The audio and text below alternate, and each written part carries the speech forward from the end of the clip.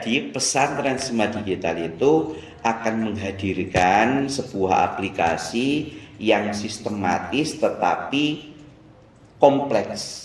Kompleksnya tuh gini loh Pak, pesantren nggak perlu lagi menggunakan aplikasi lain atau platform lain dalam mengelola manajemen pondok pesantren, mulai dari PPDB sampai dengan menjadi alumni. Wow, Seperti itu Pak. mulai dari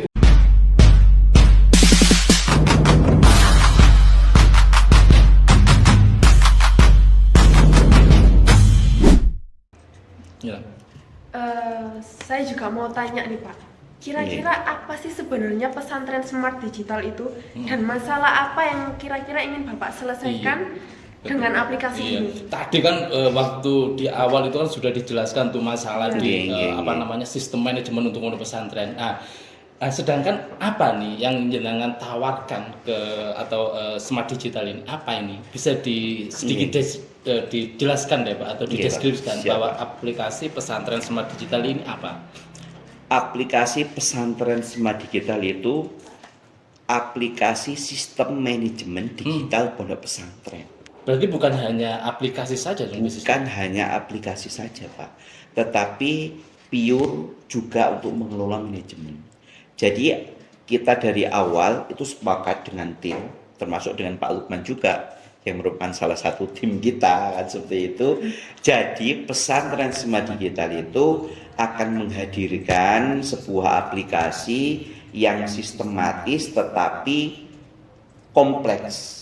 Kompleksnya tuh gini loh Pak, pesantren nggak perlu lagi menggunakan aplikasi lain atau platform lain dalam mengelola manajemen pondok pesantren, mulai dari PPDB sampai dengan menjadi alumni. Wow, seperti itu Pak. Mulai dari ujung ke ujung gitu. Nah, dalam mensukseskan ini kita itu ada program yang namanya satu pesantren satu pendamping Pak.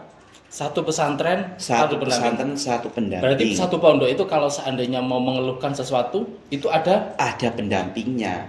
Soalnya itu Pak, terkadang mau sebagus apapun kita hadirkan sistem platform ini, kalau kita tidak mendampingi admin mulai A sampai Z-nya, admin juga akan bingung Pak. Ini mau mengelola dari mana seperti itu.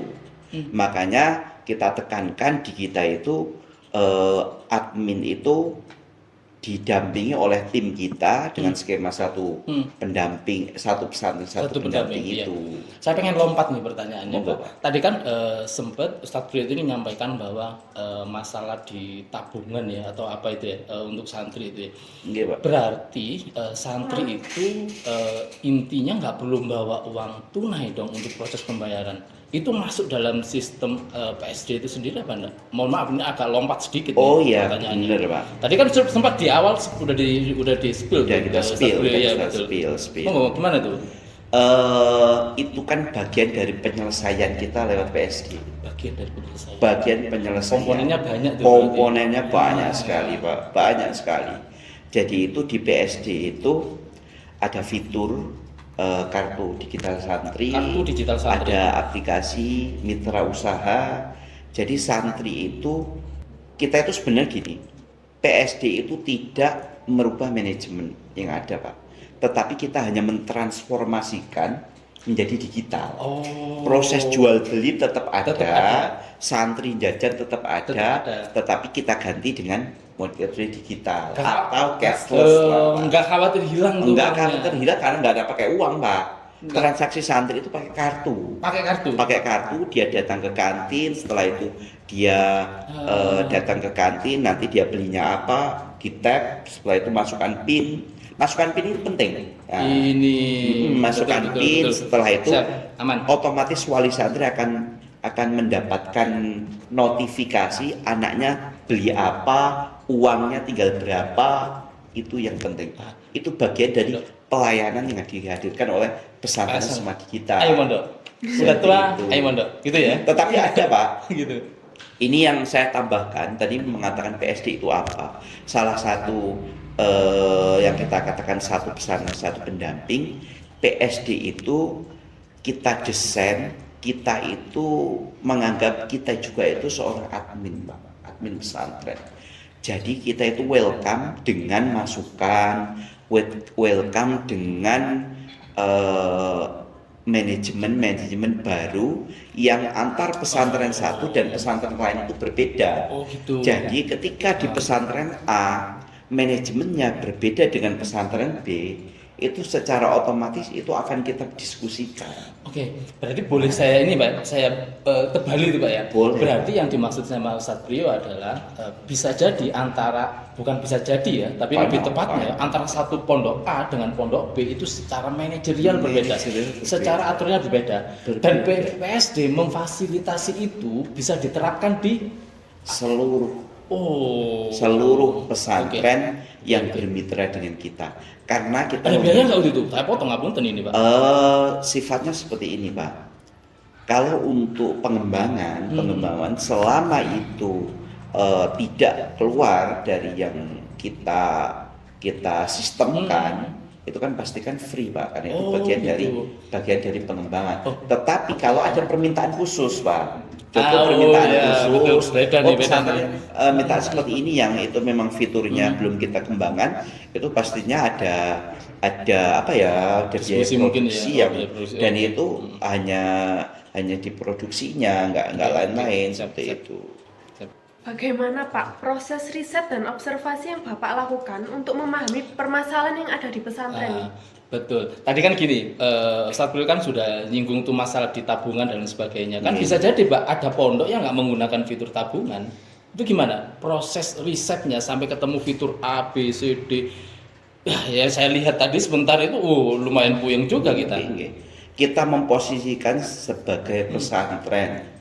Kita memposisikan sebagai admin yang ketika kita punya masalah A kita harus berbuat apa, ketika kita punya masalah B kita berbuat apa. Dengan kita memposisikan sebagai mereka yang akan kita berikan sistem ini, kita akan lebih mudah melakukan R&D.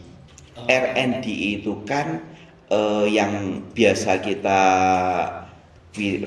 kita lakukan adalah kita terjun ke lapangan Pak. Kita ngobrol, sebenarnya metode silaturahmi ngobrol itu menyelesaikan semuanya Pak. Itu. Gitu. Untuk masalah manajemen ini loh Pak. Ketemu garis benang merahnya. Iya, kita tarik benang merahnya. Pesantren ini punya masalah ini.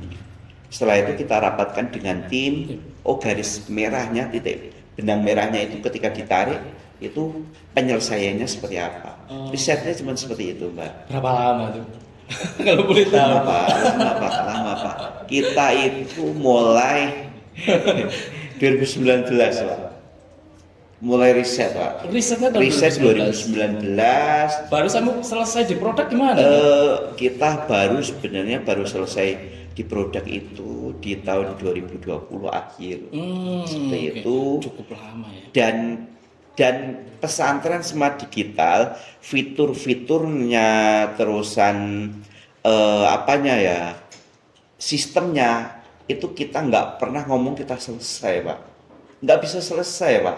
Selama pesantren manajemen itu bergerak, selama teknologi itu bergerak, selama kebutuhan pesantren itu berkembang, kita akan tetap menyesuaikan dengan perkembangan itu. Oke, gitu. Berarti boleh saya beli lagi nggak ini? Boleh ya? Pak. Jadi gini, kalau pernyataan saya cuma menebeli pernyataan, berarti PSD ini nggak ada istilah finish tuh. Nggak ada Pak. Karena bisa jadi setiap pondok itu kan permintaannya kan variatif. Iya, variatif dan berarti berbeda-beda. Terus ada perkembangan. Terus berkembangan.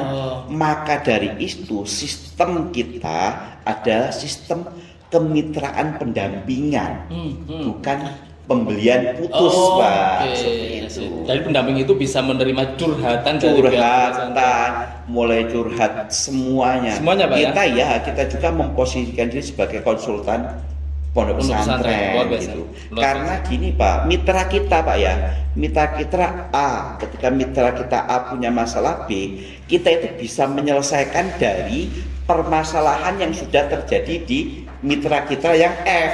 Kita bawa ke C.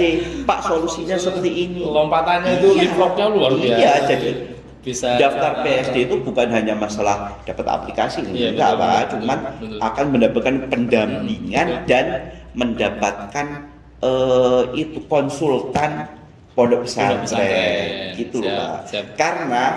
Karena mau diakui atau enggak, kita kan sudah ratusan pesantren, kita riset ratusan pesantren, kita silaturahmi, kita sowan Pak ya. Dari situ itu kan bank data pengelolaan pesantren itu kan tumpuk-tumpuk Pak.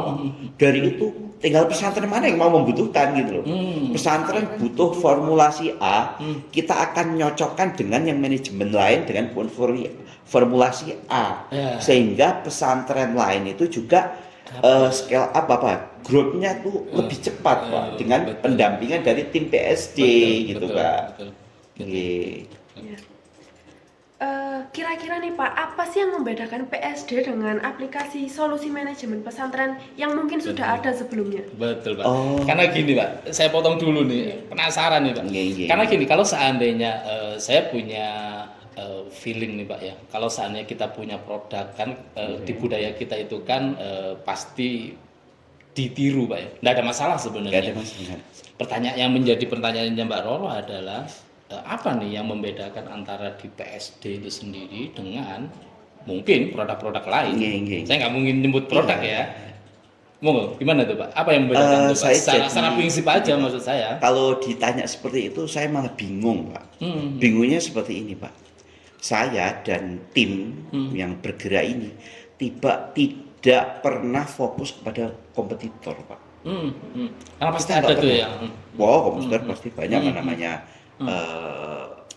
Seperti ya, ini pasti ada pembeda ya. Kita nggak pernah fokus pada kompetitor, tetapi kita fokus pada pelayanan kepada pesantren. Sama kebutuhan pesantren tuh.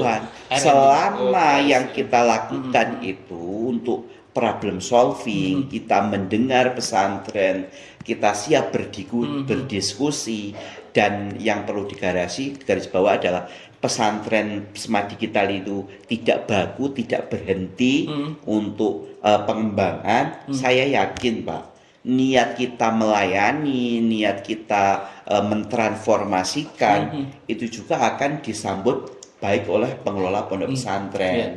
Jadi fokus kita pelayanan. Fokusnya pelayanan. Kan kita itu punya pelayanan itu punya moto namanya melayani dengan komitmen. Melayani dengan komitmen Mbak Roro. Jadi begitu Mbak Roro. Iya. Membangun sebuah aplikasi itu pasti benar-benar nggak mudah ya Pak ya. Nah kira-kira nih tantangan terbesar yang pernah Bapak alami saat mengembangkan pesantren Smart Digital dan bagaimana cara Bapak mengatasinya? Saya contohkan lagi nih Pak. Tadi mungkin yang menjadi menurut saya sih Pak, riset itu bukan hal yang R&D itu kan bukan hal yang mudah ya, seperti kita membandingkan tangan, enggak. Itu yang pertama. Yang kedua, ini saya menambahkan beban nih Mbak Roro ya. Terus yang kedua, pasti nanti ada kompetitif atau mungkin kasus lapangan atau apa itu Pak yang membuat jenengan itu wah ini harus serius nih konsennya. Monggo silakan nih Pak. Kalau Mbak Roro tadi mengatakan prosesnya membangun itu ada kendala apa aja, segala macam aja. Sebenarnya semua itu tergantung pada angle niat kita gitu loh.